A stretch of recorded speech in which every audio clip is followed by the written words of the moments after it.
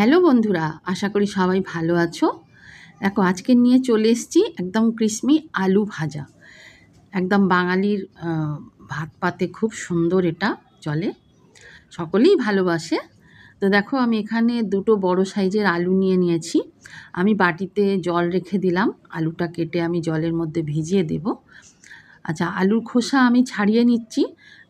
আলুর খোসা ছাড়ালে এটা ভালোই হবে, আর নতুন আলু হলে খোসা ছাড়াতে লাগবে না।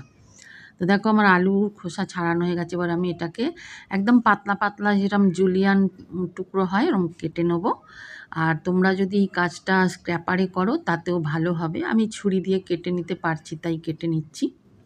যতটা পাতলা করে হয় একদম পাতলা পাতলা ছোট ছোট লম্বা লম্বা করে আলুটা আমি কেটে নিচ্ছি।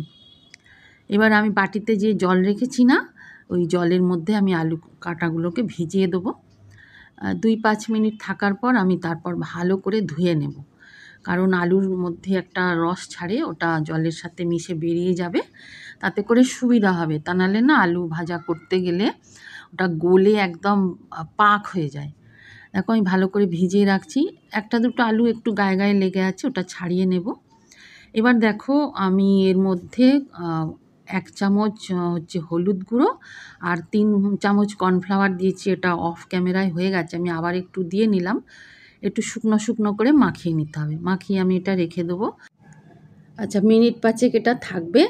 এরপরে দেখো আমি দুটো কাঁচা লঙ্কা নিয়েছি আর বেশ কিছুটা কারি পাতা নিয়েছি।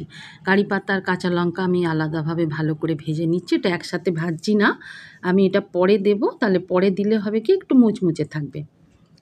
তো দেখো আমি সমস্ত তুলে আমি আলাদা পাত্রে রেখে দিলাম। এইবার এই তেলের মধ্যে আমি আলুগুলো সমস্ত যে মেখে রেখেছি ওটা দিয়ে দিলাম।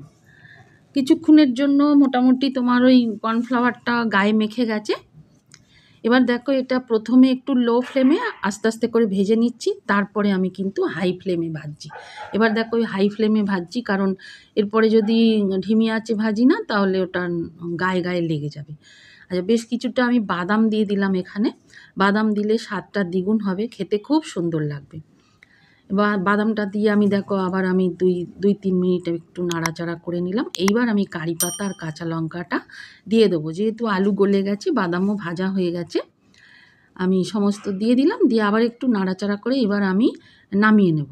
তো বন্ধুরা, এইভাবে তোমরা আলু ভাজা করো, দেখবে অসাধারণ খেতে লাগে ডালের সাথে গরম গরম।